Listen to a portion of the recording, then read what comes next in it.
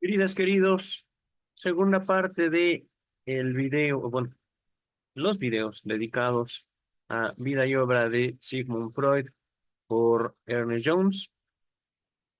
Estamos abordando el capítulo relacionado al noviazgo entre Sigmund Freud y Martha Bernays. Ajá. Nos habíamos quedado aquí, justamente, uno de los primeros conflictos que enfrentaron como pareja fue que esta señorita pues tenía muchos pretendientes, muy seria ella, muy formal, muy cuidada por su familia, pero bella. Ajá. Y por bella tenía cerca de sí, digámoslo, eh, algunos artistas, artistas locales, no artistas de renombre, ciertamente. Pero entre los artistas y el doctor, ella tenía más cercanía, más simpatía por el doctor. Ajá.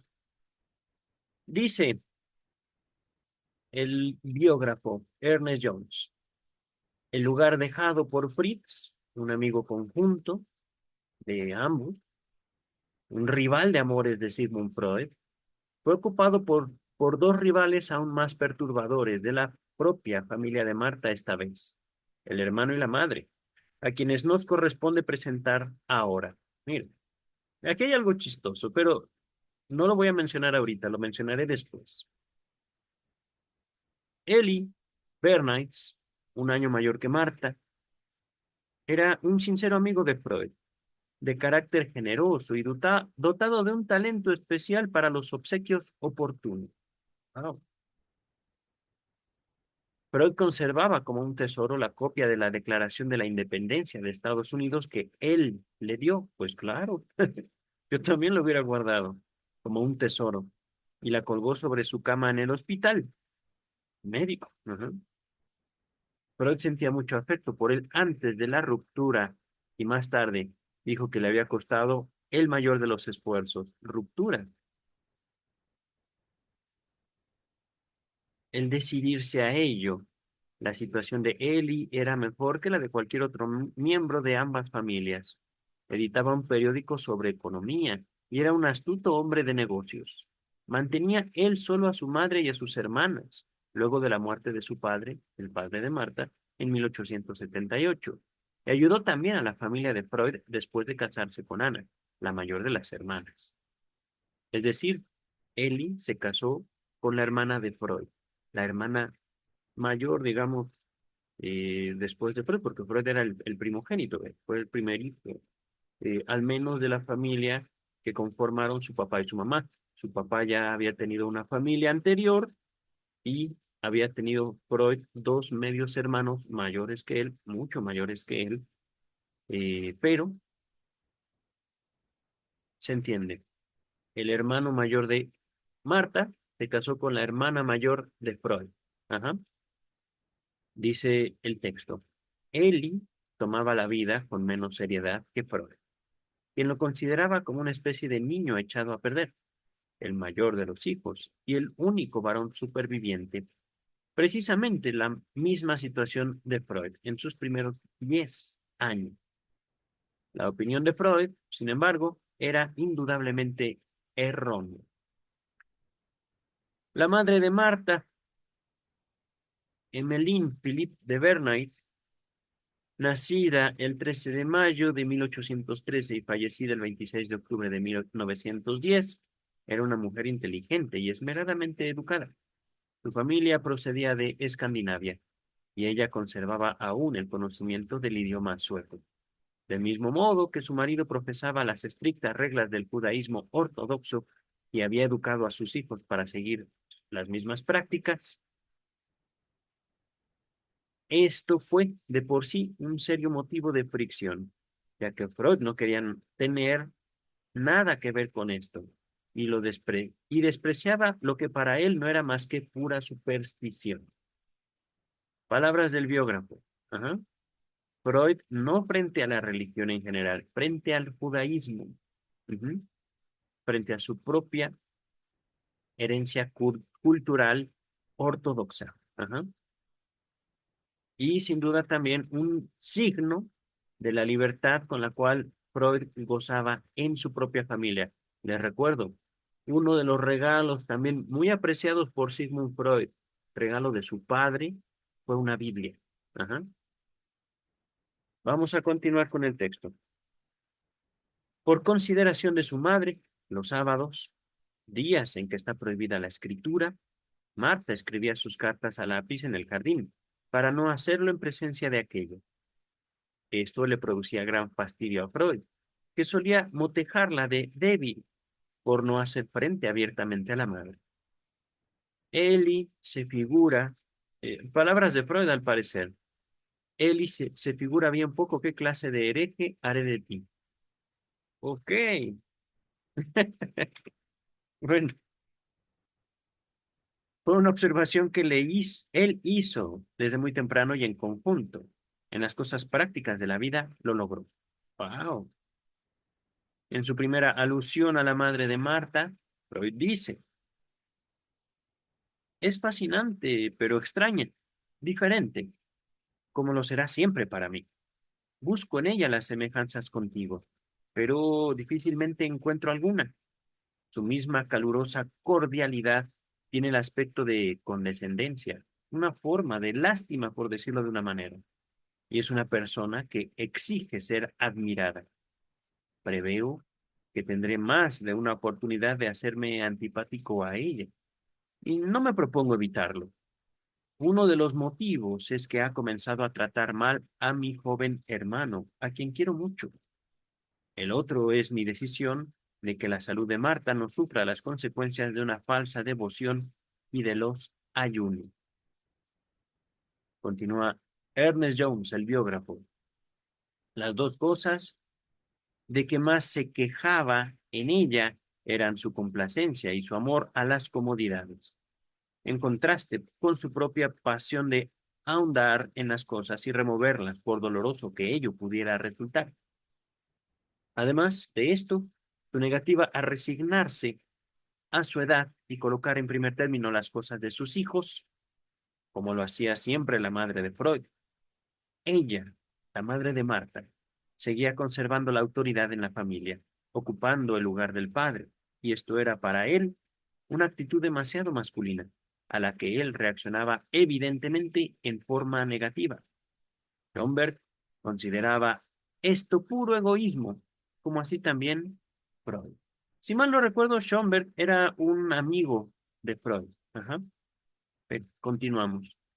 Evidentemente, Freud estaba buscando complicaciones y las encontró o las produjo. Porque, queridas y queridos, esto es psicoanálisis. No podemos también cancelar que uno como neurótico crea sus propios conflictos. Ajá. A veces la vida humana es demasiado aburrida. A veces, dice el texto, no debería haber ningún otro varón en la vida de Marta, por lo menos en sus afectos. Palabras del biógrafo, no de Freud, pero Freud lo dejó evidente. Ajá. Veas el video pasado, te los dejo en la descripción. En este principio parecía haber incluido también a la madre de Marta. Miren, curioso. Es decir, tu madre se comporta como un varón en tu vida, querida, y eso me pone celoso. Ajá. Lo estoy poniendo con otras palabras, queridas y queridos. Ujú. Dice el texto, la actitud de esta hacia su madre era devoción y estricta obediencia. La resuelta voluntad de la madre significaba para ella no egoísmo, sino algo que debía ser admirado, nunca puesto en tela de juicio. Su hermana Mina, en cambio, se mostraba completamente franca en sus críticas a la madre. Esto constituyó el primer vínculo entre Mina y Freud. El contraste entre las dos hermanas fue netamente delineado por él, con agudeza psicológica. Palabras de Freud.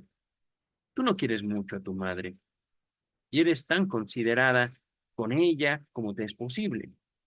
Mina la quiere, pero no es indulgente con ella. no le perdona, ajá, le marca límites. Dice el texto, por este tiempo, en junio de 1882, Eli vivía con la familia de Freud, con la familia Freud, otro indicio más de la estricta relación entre las dos familias. Se mostraba tan amistoso y encantador que Freud se sentía más bien avergonzado por el gran secreto que le estaba ocultando. Wow. Pero aún entonces, comentó, 15 días apenas antes del compromiso, que Eli llegaría a ser su más peligroso rival. Neurótico, querido doctor Freud. Unas semanas más tarde, Eli, de quien solía sentirse tan amigo, se le había hecho insoportable. Miren, queridas, queridos, ya no voy a ocultar más. No solo es una cuestión de la neurosis de Freud, es también una cuestión de la naturaleza del amor. Y esto lo expongo en mi libro. Podría parecer muy inocente esta situación, podría ser hasta natural, pero es ciertamente importante en la formación del lazo social. Aquellas personas que hemos amado a costa tanto de nosotros como de la vida de nuestros objetos de amor. Es decir, lo voy a poner de forma directa. Ajá. Si yo llego como pareja de una chica a su casa, inmediatamente habrá aceptación y rechazo. Aun cuando yo llegue con las perlas de la Virgen, aun cuando yo llegue dando potestad a padres y madres en, no sé, donde gusten y manden, que llegue yo como rey, no seré bien recibido. Cada casa, cada familia es un reino. Ajá. Y no importan las alianzas. Por lo general, la formación de parejas es motivo de conflictos al interior de las mismas y con las familias de donde vienen los dos. Romeo y Julieta, por ahí me empiezo, digamos, como a nombrar o a asociar con un cierto romanticismo, pero es inevitable. Es la lucha por la vida, queridas y queridos. No es una cuestión automática y por lo general no es una cuestión tersa, sencilla, simple, amable. Es algo, el amor, por lo cual es importante luchar y luchar fuertemente, como individuos y como pareja. Ajá. Termino mi comentario para continuar con la lectura. Dice el biógrafo, la oportunidad, entre comillas, para el caso se presentó bien pronto por sí misma. Alexander, que entonces tenía 15 años, había sido tomado por Eli para hacerle aprender algo en lo que luego llegó a ser más tarde su ocupación, y tal como era costumbre entonces, no se le pagaba sueldo alguno. Al cabo de 9 semanas, Freud, que tenía otras razones para proceder de ese modo, dio instrucciones a su hermano, Alexander, en el sentido de que pidiera un sueldo y que se negara a continuar si se lo negaban, o siquiera se producía una demora, es decir, te pago mañana. Ah, bueno, mañana trabajo. Ajá. Eli le hizo la promesa de empezar a pagarle 2 meses después, en enero, y Alexander, obediente a su hermano, lo abandonó. Eli se sintió molesto y se quejó a Freud, el cual le respondió con su característica intransigencia, es decir, las cosas como son. Eli informó a su madre de la rudeza de Freud, que se puso, naturalmente, del lado del hijo. Es decir, la mamá de Eli se puso de parte de Eli. Ajá. Marta, con quien Freud había considerado ampliamente el asunto, se puso de parte de este. Ahí el conflicto. Si bien lamentaba la crudeza de su actitud. Bueno, querida, el doctor. Es que imagínense eso, queridos y queridas. Un doctor pidiendo permiso para hacer una incisión. No, rápido, fuerte, a lo que vamos. Ajá. Rudeza, crudeza. aspereza. Ajá. Dice el texto. Freud decía más tarde que si ella no le hubiera puesto de su parte, habría roto con ella. Tal era la convicción que tenía de, de que le asistía a la razón. No se hubiera puesto de su parte, ya entendí. Es decir, si Freud le hubiera dicho a ella, bueno, ¿de qué se trata? Tu hermano está eh, explotando al mío y no lo voy a permitir. Yo recomendé eso a mi hermano y fui duro y severo con el tuyo. Si tú te hubieras puesto del lado de tu hermano, la relación habría terminado. Fíjense eso. Ajá. Dice el texto. Marta se sentía muy afligida, con mucha razón. No obstante, la idea de una disensión entre él y la familia de ella, y le rogó que hiciera algo para remediar la situación. Aunque en parte a costa, evidentemente, de sus sentimientos, él hizo un esfuerzo en ese sentido. Envió a la señora Bernay, la madre, entiendo, la madre de Marta y de Ellie, una carta en que exponía su actitud, el 25 de octubre. Carta que se conserva, si bien reproducida a pedazos, rota posiblemente por una enojada madre, por la enojada madre. Ajá. Después de algunos ceremoniosos cumplidos, pasaba revista laboriosamente a todos los aspectos de la cuestión, sin ninguna consideración para los sentimientos de ella, de la mamá. Ujú. Fue un esfuerzo sumamente desdichado en el terreno de la diplomacia, género este en el que Freud nunca llegó a destacar, a descollar. Diplomacia, ciertamente, ciertamente. El asunto se disipó, sin embargo, al poco tiempo. Eli, que era un partidario nada desdeñable, es decir, era un buen partido, era una buena relación para la hermana de Freud, ajá, y se hallaba en una situación social y económica mejor que la de cualquier miembro de la familia Freud, incluso que el padre de Freud, ajá. Estaba cortejando a la hermana mayor de este, con la que se comprometió a fin de año. Miren, entonces, si era la hermana, o era, podemos decir, media hermana. Entiendo que Freud era el hijo mayor del matrimonio entre sus padres, pero el padre tenía hijos y entiendo una hija, Ana, hermana, media hermana de Freud, mayor que él. Ajá. Dice el texto. Freud se sintió muy complacido por esto y se hizo más amigo de Eli, reconociendo que éste debía ser una buena persona, al casarse con una chica que no tenía un centavo cuando habría podido atender mejor a este aspecto de sus intereses. ¿Qué, queridas y queridos? Mucho amor, pero el amor no da de comer. Ajá. Y quiere que no, no solo es una costumbre judía, es una práctica social, económicamente viable. Ajá. El amor no lo es todo. Ciertamente, y aún así, el amor es una fuerza de consideración, tanto económicamente como en la formación del lazo social. Esto lo dejaré así. Ajá. Vamos a continuar. Esta Navidad, unida a la atmósfera familiar, perdón, esta novedad, unida a la atmósfera familiar de la Navidad, fue quizás la razón que indujo a la joven pareja a comunicar su secreto a mamá Bernays, cosa que hicieron el día 26, a la vez que le hacían el presente del Glock de Schiller.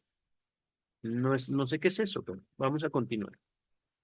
No sabemos cómo ella recibió la noticia, pero existen indicios de que hubo de transcurrir mucho tiempo antes de que se reconciliara con Marta por haber elegido un pretendiente que carecía de medios y perspectivas. Pobre. Freud era pobre, con el agregado de que evidentemente no simpatizaba con sus puntos de vista religiosos. Es decir, Marta escogió a Freud a costa de la simpatía de su propia madre. Ajá. Continúa el texto. En una carta a Mina del 22 de enero, Freud escribía: confesamos libremente que hemos sido muy injustos con él. En todas las cosas de importancia demuestra ser de elevadas miras y amplia comprensión. En enero empezaron a escribir un relato de su compromiso para ser leído en alguna época remota, en lo que ellos dieron en llamar Jim Chronic, o Heim, no sé el alemán, no sé pronunciar alemán. Permítanme tantito.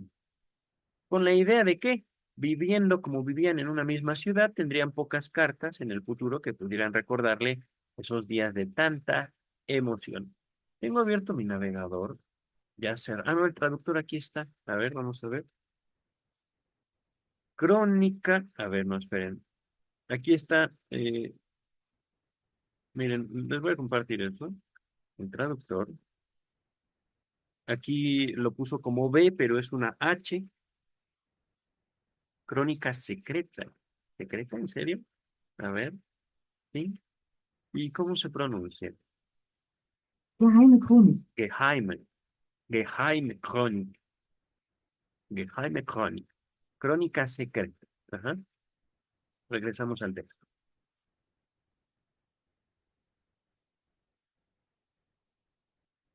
Dice el autor. Escribían por turno. Era una mezcla de diario y autoconfesión. En la primera cosa que allí escribió Freud, seré. En mí se encierra cierto coraje y audacia que no es fácil desterrar ni extinguir. Cuando me examino severamente, con más severidad de la que pondría en ello mi amada, advierto que la naturaleza me ha negado muchos de sus dones y concedido poco, realmente muy poco, de aquella clase de talento que obliga al reconocimiento, pero me ha dotado de un intrépido amor a la verdad, el ojo fino del investigador, un recto sentido de los valores de la vida y el don de trabajar en forma intensa y de hallar placer en ello. Bastantes, pues, de los atributos mejores, como para hallar soportable mi extrema pobreza en otros aspectos. Vamos a estar unidos a lo largo de esta vida, tan fácil de entender en sus fines inmediatos como incomprensible en cuanto a su propósito final. Continúa el autor. Se proponían estudiar juntos historia y poesía. No sé de quién son estas palabras, supongo que de Freud. No para embellecer la vida, sino para vivirla. Historia y poesía. Vean esa clase de proyectos. Ajá. Y esta clase también de empresas. Vamos a escribir algo juntos. Vamos a estudiar juntos. Ajá. Eso eran ellos. Eso hacían ellos.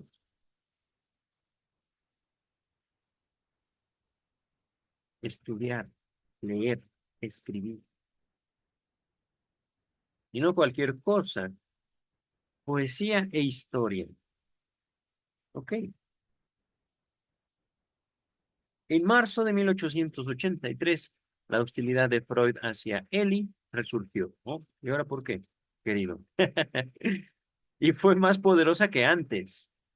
Su reprobación actual de Ellie, cuyas razones no podemos exponer aquí, lo propongo hasta después, se prolongó hasta después del casamiento de Freud y fue compartida en cierta forma por Marta.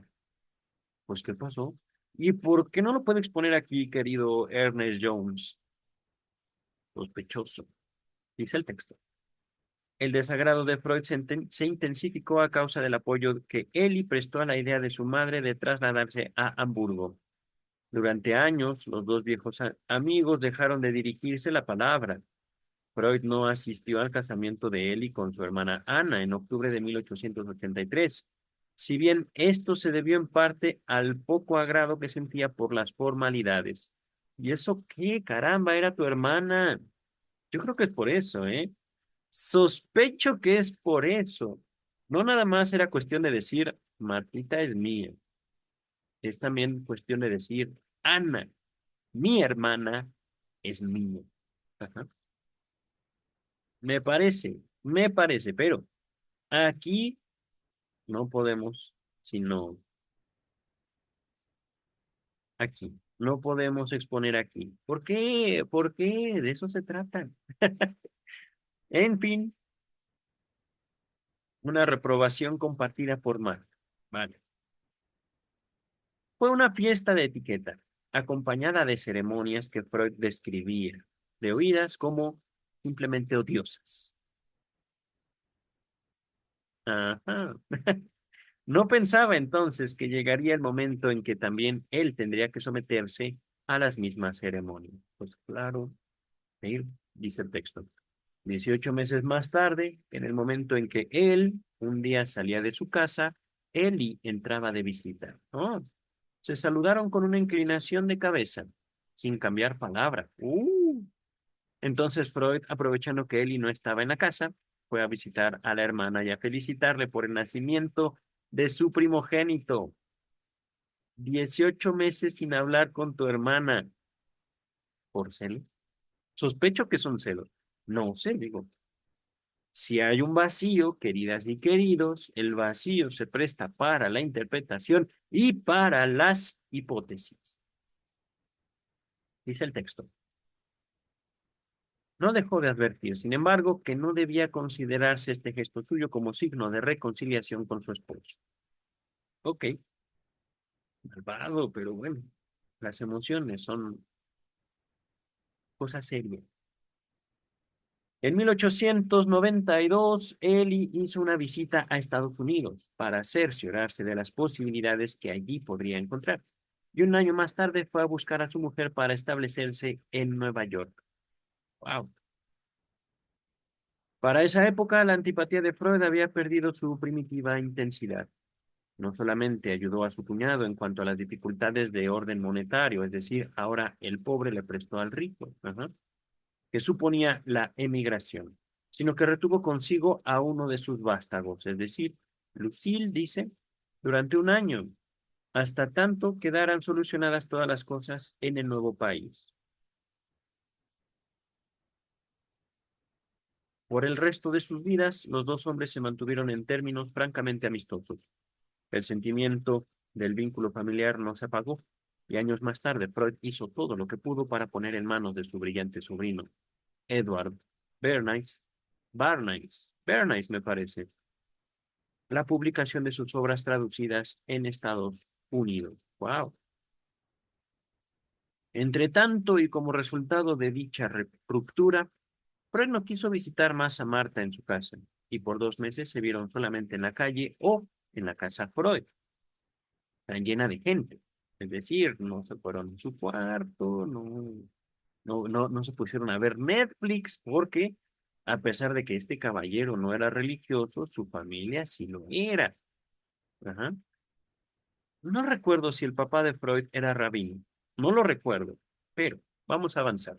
Era comerciante, eso sí, pero definitivamente el padre de Freud tenía en alta estima, no estoy seguro si decir el judaísmo o la religión en general.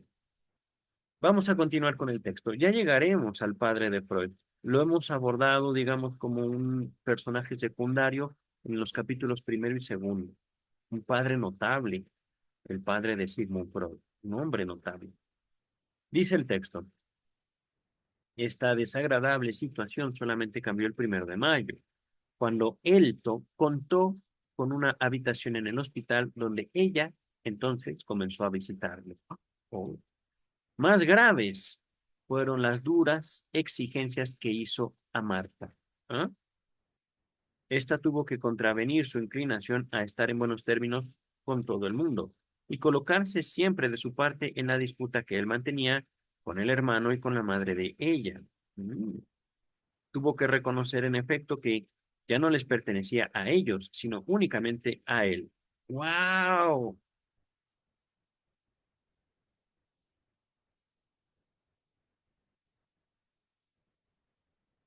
Miren, es que hablo,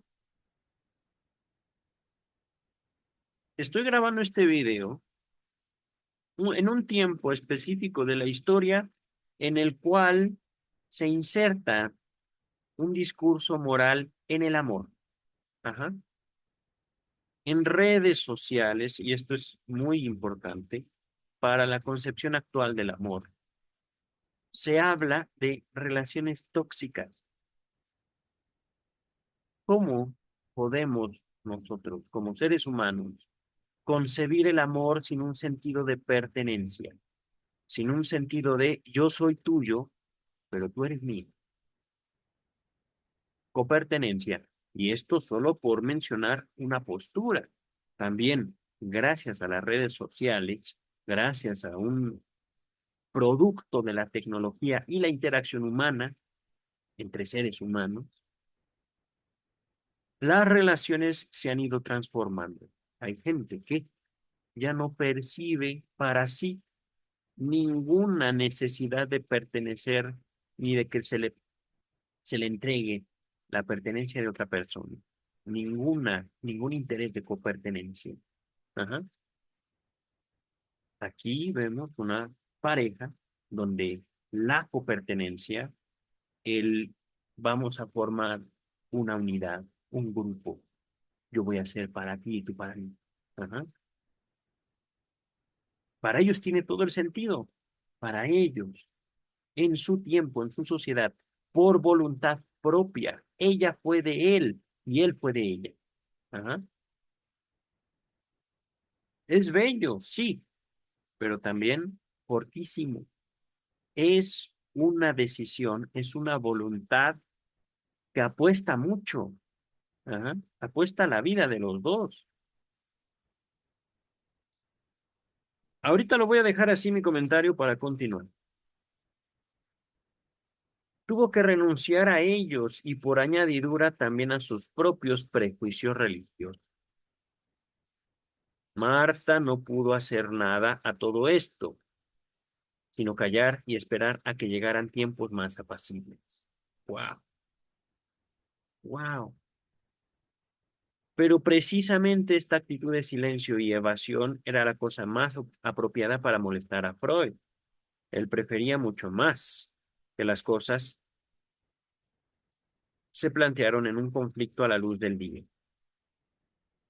Él prefería mucho más que las cosas se plantearan en un conflicto a la luz del día. Es decir, queridas y queridos, Freud tenía un carácter combativo, eso sí, eso no lo podemos negar y lo vimos en el video pasado. Él no tuvo miedo de decirle a un amigo que también, bueno, uno de los artistas era amigo de ambos. No me acuerdo el nombre, creo que era Fritz, creo. Ay de ti si me haces enojar. No me quieres como enemigo. Ajá. Directo, pum, a la cabeza. Ajá. El plan materno sobre Hamburgo, es decir, hija mía, nos vamos a Hamburgo. Ajá. Schomberg protestó con vehemencia porque se llevaron a su prometida, Mina, pero todo fue en vano. Uf, de nada servía el llamarla vieja egoísta. Eli estimulaba a la madre en su plan, pensando sin duda que él gozaría de más tranquilidad en su ausencia. Las súplicas y protestas de Marta no fueron tan vigorosas como lo hubiera querido Freud, un motivo más para provocar desacuerdos en la pareja. ¿Ah? Pero la voluntad de la madre para ella era la ley. La partida tuvo lugar finalmente y Freud se vio separado de Marta por segunda vez, el 17 de junio de 1883. Y ahora por un futuro de duración absolutamente imprevisible. La madre de Marta trató de tranquilizarlo diciéndole que solo iban a Hamburgo para ver si les agradaba y decidir luego si se quedarían allí. Ay, qué tranquilizador. Freud aludió más tarde a menudo este engaño. Bueno, es política, querido. Porque lo cierto es que, pues, la madre era poderosa y eso no se podía cancelar. poderosa en la vida de ella. Es que cuando le digo que el amor es una fuerza a considerar, el amor ya operaba en ella hacia su mamá. Ajá. Y es un amor que él pretendía sustituir. Ajá. Eso se logra hasta cierto punto, y no me refiero hasta un punto de la historia, sino que no podemos pedirle a alguien, deja de querer, deja de amar, odia a esta persona. Ajá. En el amor, aún las personas que están involucrados no tienen total poder sobre tu emoción. Ahorita continuamos con el texto. Freud se había sentido inquieto por la idea de que la poca salud de Marta, con sus mejillas pálidas y sus ojeras azules, se debiera a sus ardientes abrazos en las insatisfactorias circunstancias de sus ocasionales encuentros. Es decir, libido reprimida, es decir, no llegamos al acto, es decir, ¿qué, querido doctor Freud?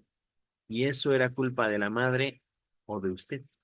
Pero, dice el texto, esto constituía su primera referencia a lo que más tarde habría de describir como la neurosis de angustia de las parejas de novio. Ok, pero la separación total que significó la partida para Hamburgo le afectó a él mucho más seriamente que a ella. Pues sí. Oh, sí. Es que también he estado en esa situación. Es como si uno se arrancara el corazón y le dijera al mismo corazón propio, vete, te voy a estar esperando. No, no. Esos son dolores, queridas y queridos. Dice el texto. Su situación, la de Freud, en ese momento era evidentemente desalentadora.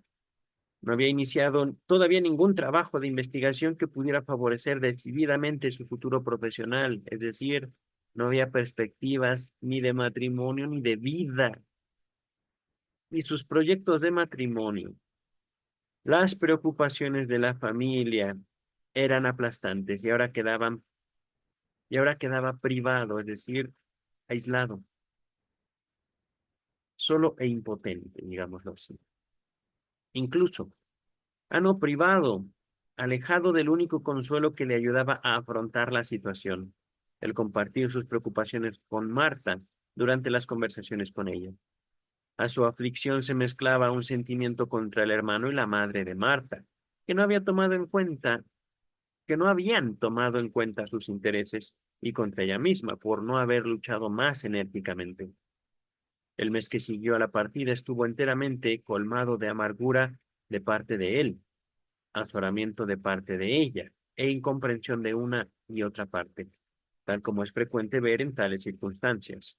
Pero en el caso de Freud, con su impetuoso temperamento, se exageraban y ahondaban hasta lo trágico. Precisamente es este tono trágico tan característico de sus emociones en este periodo de su vida, lo que resulta difícil de exhibir aquí en este breve resumen, sin reproducir un considerable número de largas cartas, cosa que, por más de una razón, no resultaba posible, factible. Ajá. Permítame un segundo, queridas, queridos. Comenzamos en la página 131, estamos en la 138 y a ver. A ver, todavía falta, ¿eh? Al menos 10 páginas.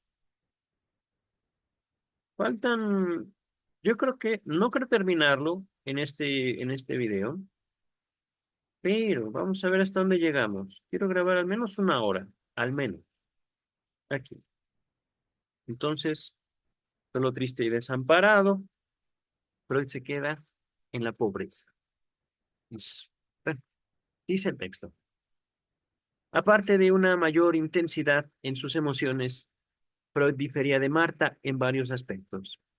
Tenía ella el natural deseo femenino de ser amada, pero estaba segura de serlo. En cuanto a, en cuanto a él, solo sentía ese deseo o necesidad con una intensidad mayor de lo que es común en el hombre, sino una perpetua falta de certeza acerca de si realmente era querido. Periódicamente sufría por ello torturantes ataques de duda acerca de si Marta lo quería y el el vehemente anhelo de recibir las consiguientes expresiones de seguridad.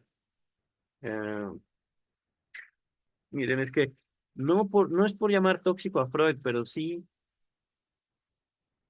debió haber sido un desafío para ella darle lugar a eso en su vida. Ella quería ser querida, pero se sentía querida, es lo que dice el autor, el biógrafo. Mientras que por otro lado, Freud no se sentía querido. ¿Y cómo demostrarle eso a alguien? He ahí el desafío, he ahí una imposibilidad. Dice el texto,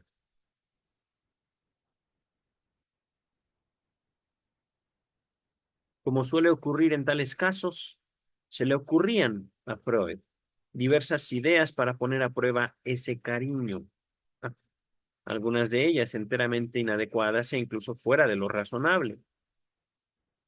La prueba principal que exigía era una completa identificación con él, con sus opiniones, sus sentimientos y sus propósitos. Eso, queridas y queridos, habría impedido que yo y el doctor Freud hubiéramos sido amigos en caso de conocernos. Ajá.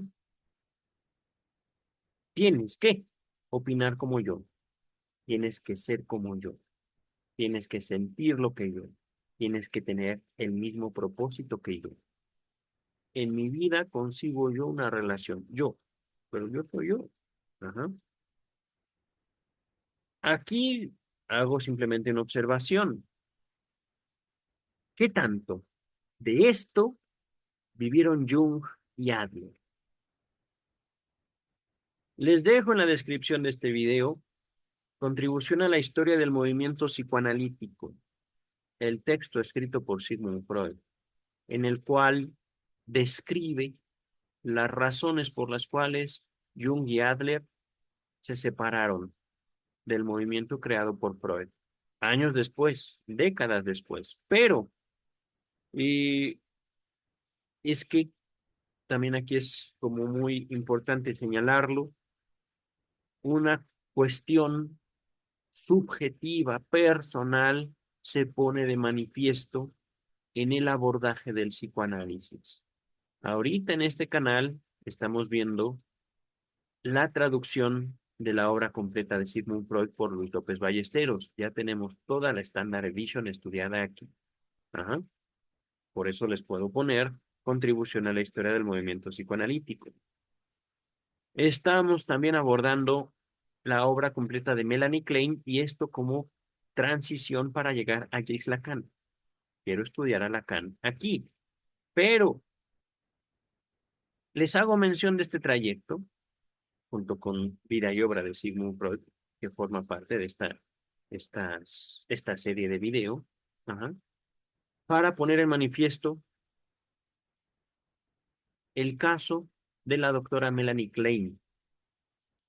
Cada uno de nosotros, no como psicólogos, como analistas, podríamos decirlo también, como seres humanos, nos acercamos al conocimiento con, digámoslo así, diferentes vicios, diferentes perspectivas, diferentes posibilidades e incapacidades.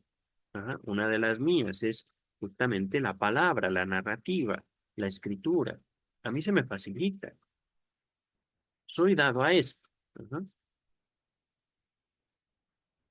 Y justamente lo que a mí el psicoanálisis me brindó fue la posibilidad de conocer otras opiniones. Pero en cuestión del psicoanálisis, algo inevitable es enfrentarnos con nuestras propias formas de goce como analistas. Ajá. ¿Qué hacemos con eso? Ahorita podría sonar muy inocente. Tiene tanto el lado inocente como el lado, digamos, más mórbido. Uno como analista no deja de verse a sí mismo, no deja de reconocer tanto la envidia como los celos, como toda esa, digamos, otra moneda del amor, otra cara de la moneda del amor, otra moneda. Miren, Y aquí, lo que estoy leyendo es que el doctor Freud sometió a Marta. Es una posibilidad en la interacción social. Ajá. Y también en ese sometimiento, Marta ganaba algo, lo ganaba a él. Pero, ¿cómo decirlo? Me pregunto también hasta qué punto ese empeño de sometimiento se vivió al interior del movimiento psicoanalítico encabezado por Sigmund Freud. He ahí el empeño por la verdad. Ajá. Que justamente fue otra cosa de las que me atrajo del psicoanálisis. No se trata de decir somos perfectos, somos, ¿cómo decirlo? Mm, autoridades morales, no, no vamos por ahí. El psicoanálisis no es una disciplina moral, no es una disciplina que tenga por objetivo decirle a la humanidad lo que deba de ser. Ya para eso, ya hay muchas autoridades en ese sentido. Ujú.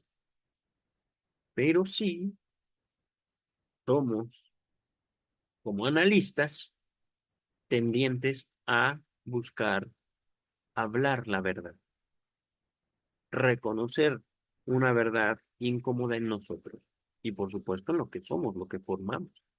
Ahorita regreso al texto.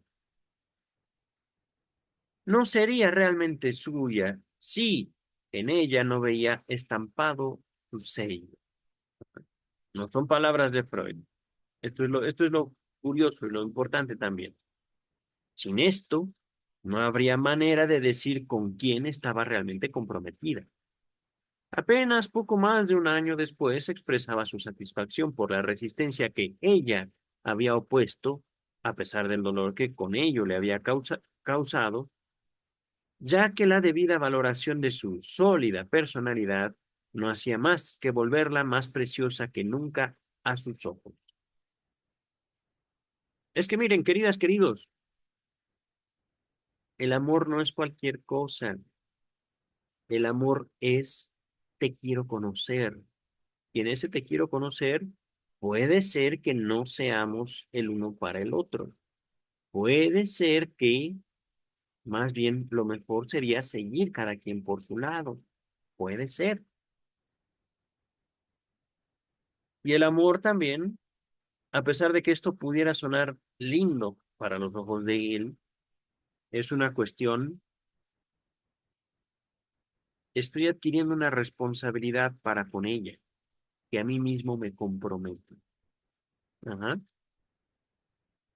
Es decir, si ella está tomando decisión por mí, Sigmund Freud, entonces yo no solo me comprometo, me juego la vida por ello. Vamos a dejarlo hasta ahí, queridas, queridos. Bueno, en cuanto a mi comentario, dice el texto, mientras se trataban de situaciones en que sus intereses eran los mismos, Marta pasaba muy bien por la prueba, pero allí donde era el caso de anularse a sí misma o de renunciar a sus principios, no cedía. Bravo, bravo. No se trata de eso, justamente. No se trata de negarse a uno mismo, a una misma, en una relación, porque entonces, ¿para qué? Bueno, justamente para eso. Hay gente que tiene relaciones de amistades o de pareja para anularse a sí mismos.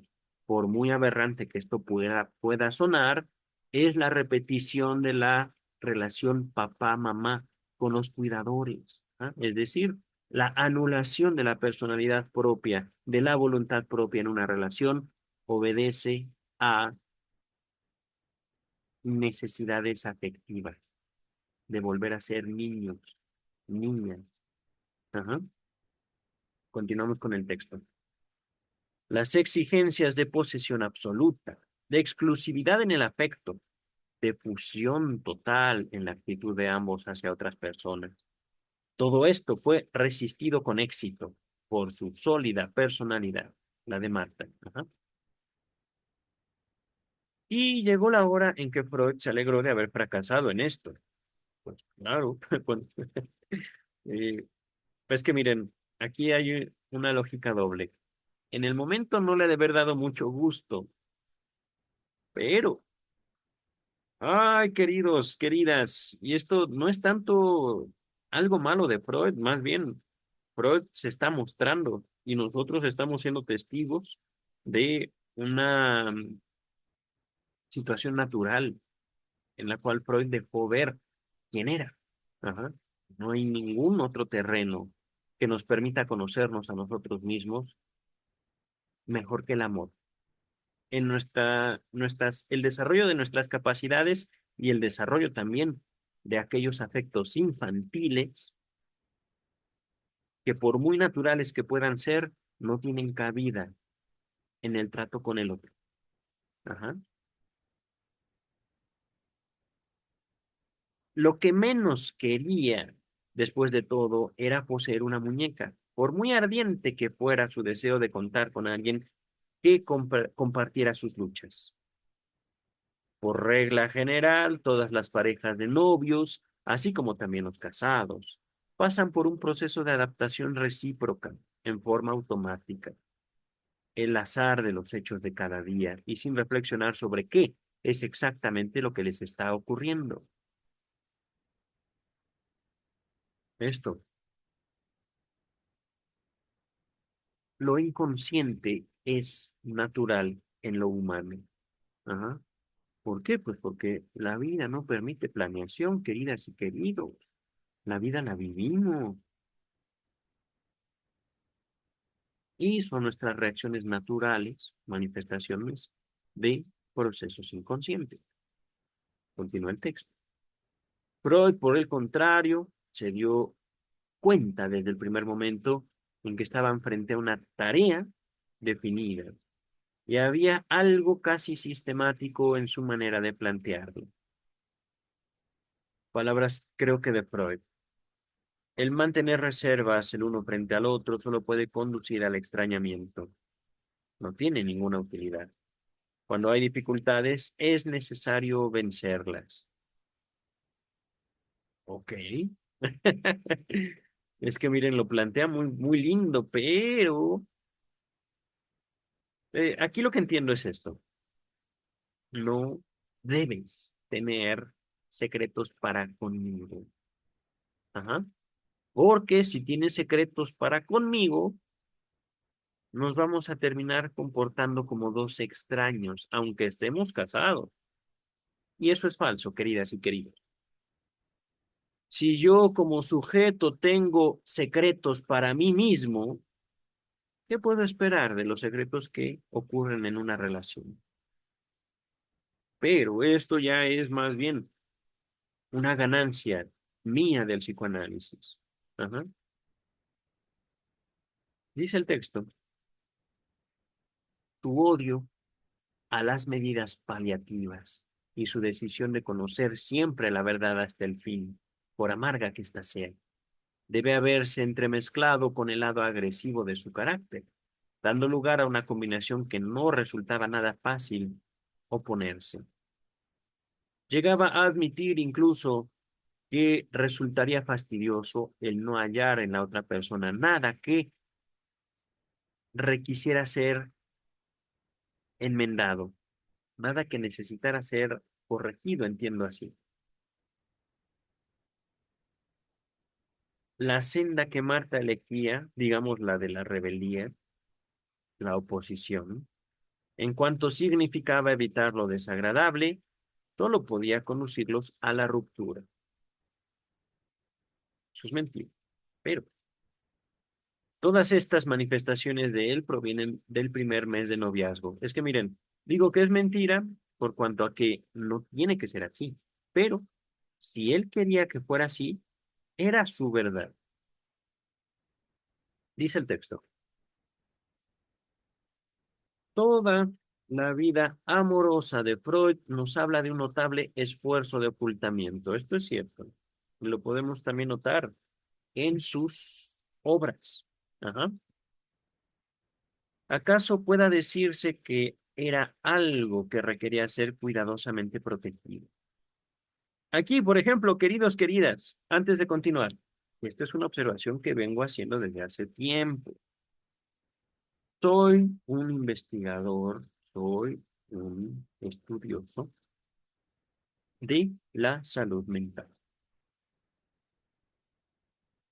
¿Cuál es la cura analítica? ¿En qué consiste aquello, aquel fenómeno a lo cual Sigmund Freud llamaba la cura analítica? Y esto es importantísimo. No es la salud mental, no es la eliminación de síntomas. Puede ocurrir la eliminación de síntomas. ¿Por qué? Porque el sujeto en análisis se libera de muchas cosas. Ajá. Se libera de muchas trabas, de muchos impedimentos que él o ella se han puesto. Y en eso sí hay que reconocer una influencia. Pero, ¿qué es la cura analítica? Yo lo sé. Y les doy el tip, la pista. No es salud mental. Voy a dejar hasta aquí mi pregunta para poder continuar con el texto. Que ahorita no sé cuánto tiempo tenga yo. Bueno, estoy esperando yo a una persona. Y por eso también tengo a la mano mi celular. Por si ya me hablan. Quise aprovechar el tiempo grabando. Dice el texto. Solo en condiciones muy favorables se podía permitir que se expresara y se explayara libremente. Hablando de Freud a Marta, entiendo eso. Ajá. No, no es cierto. Freud consigo mismo. Ujú. Aún tratándose de la mujer a quien tanto quería, se tiene la impresión de que sentía a menudo la necesidad de manifestar cierta dureza o de expresar una crítica adversa antes de permitirse dar rienda suelta a sus sentimientos de cariño. Bueno, aquí no lo puedo culpar a usted, querido doctor, porque parte de la vida es parte de, digámoslo así, la naturaleza humana. Ahí, debo decirlo, yo me parezco a él en eso. Ajá, dice el texto.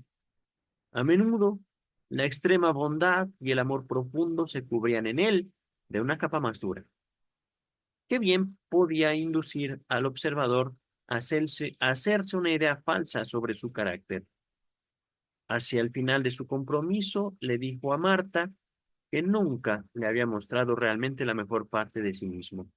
Es posible que no se la haya revelado nunca en todo su vigor,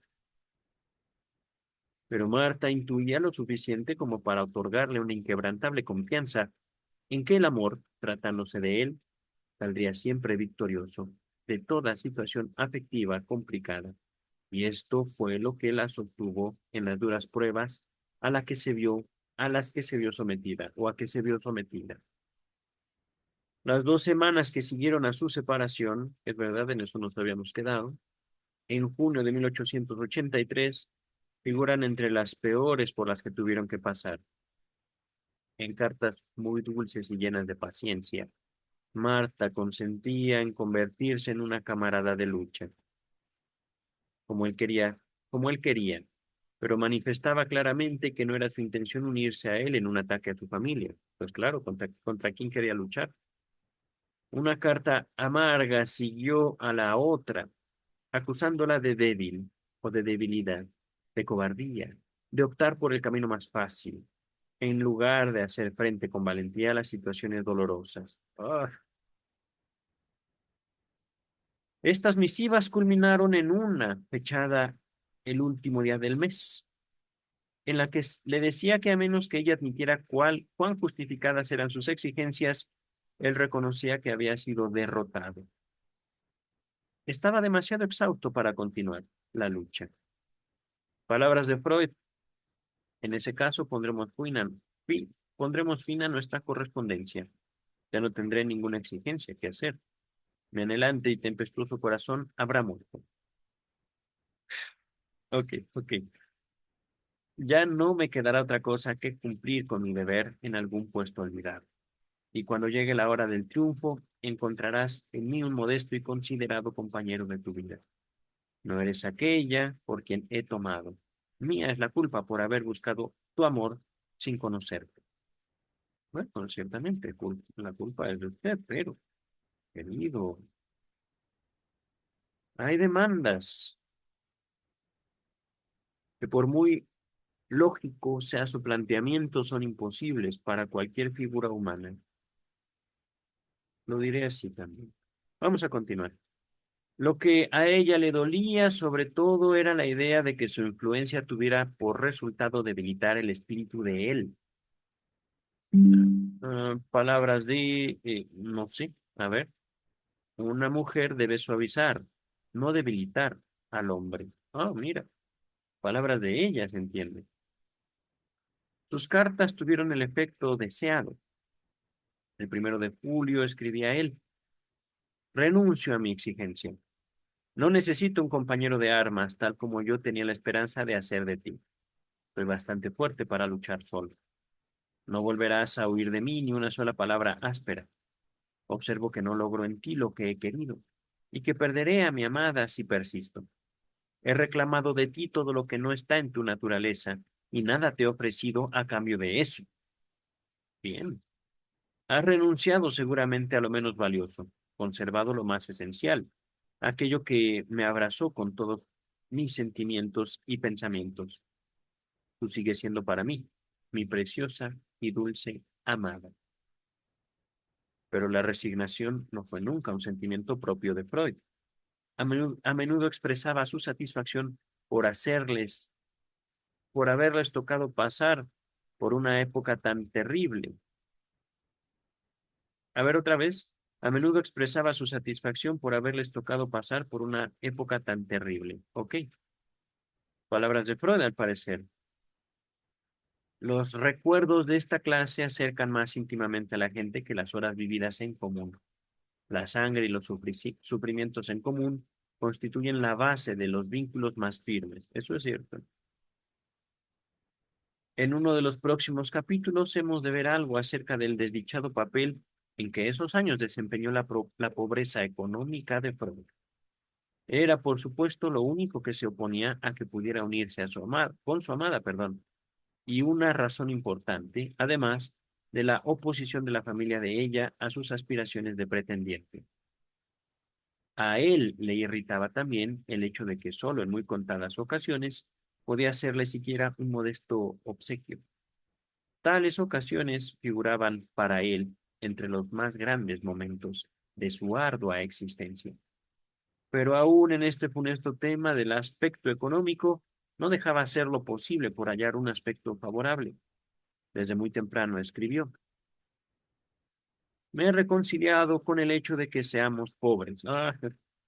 No se ayude. Piénsalo un poco. Si el éxito fuera una cosa exactamente proporcional a los méritos de cada uno, no nos veríamos privados del éxito de nuestro cariño.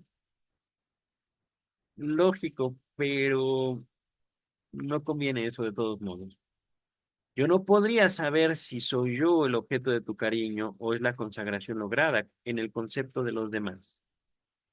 Y en el caso de no lograr el éxito, mi dama podría decirme: no te quiero más. Has demostrado no valer nada. Esto resultaría tan odioso como esos uniformes que uno ve, en los que se haya escrito el valer de una persona, en cuello o en el pecho.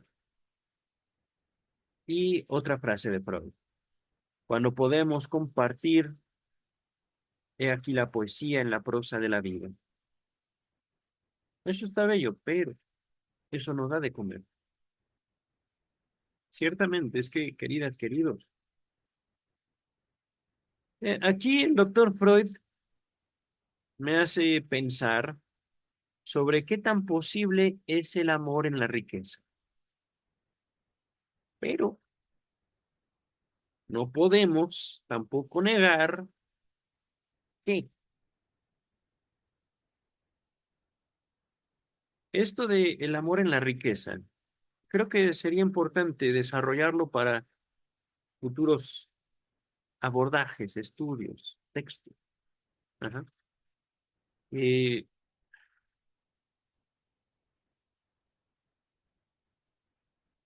Vamos a continuar ahorita ya con el texto, que creo estar escuchando movimiento aquí en la casa.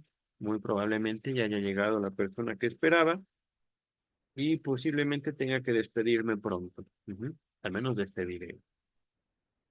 Cerrarlo, dejarlo ya para subirlo después a internet. Dice el texto. Freud participaba en gran parte en la mojigatería de su época, para la cual toda la alusión a los miembros inferiores, a los genitales, era considerada incorrecta. He aquí lo que escribía sobre un incidente 8 meses después de ocurrido. Tú no sabes, al parecer, hasta qué punto soy observador. ¿Recuerdas cuando paseábamos con Mina en la Beethoven Gang y tú te apartaste para levantarte las medias? Es un atrevimiento de mi parte el mencionarlo, pero confío en que no lo tomarás a mal. Levantarte las medias. Ajá.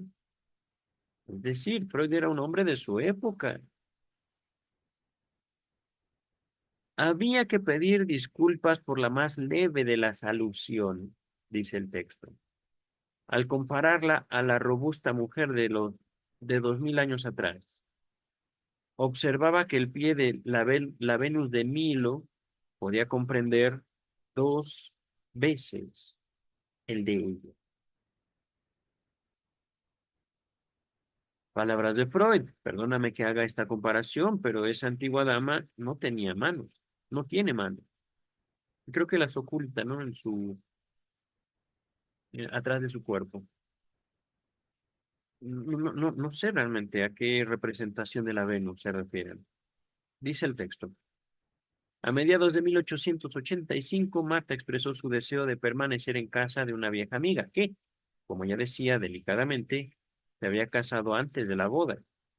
Mm, Otro, ¿cómo se le llaman?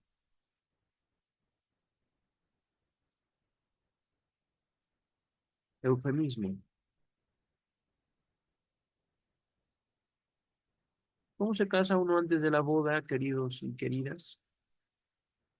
Aquí en México tenemos la frase, comerse el pastel antes de la fiesta. Ajá. Tener relaciones sexuales. Ajá. El autor, el biógrafo dice, rigurosamente Freud le prohibió el contacto con semejante fuente de contaminación moral. Si bien es justo decir que la dama en cuestión le merecía además otra clase de objeciones. Otro eufemismo, maldita sea. ¿Qué clase de objeciones, querido Ernest Jones? Nos dejas mucho que pensar. En fin, dice el texto. A ver. Ya estamos en la página 142. Vimos que al menos tenemos otras 10 páginas. Eh, Me siento inclinado a dejar hasta aquí, queridas y queridos. También para no hacer el video tan cansado. Yo creo que sí, dejamos ya. eh, Hemos visto, digamos, como una separación de los novios, separación que podemos atribuir a su pobreza económica y también su falta de tacto para introducir sus demandas infantiles, querido doctor Freud. Ajá. Pero bueno, estamos justo viendo al padre de una de las disciplinas humanísticas más sobresalientes de la historia de la humanidad y cómo se inserta de manera inocente en su propia vida afectiva. Pero ¿qué otra forma hay de vivirla, queridas y queridos? Vamos a dejar entonces este video hasta aquí y nos vemos en ya la última parte de el capítulo dedicado en la biografía de Sigmund Freud al noviazgo. Bye, queridas y queridos.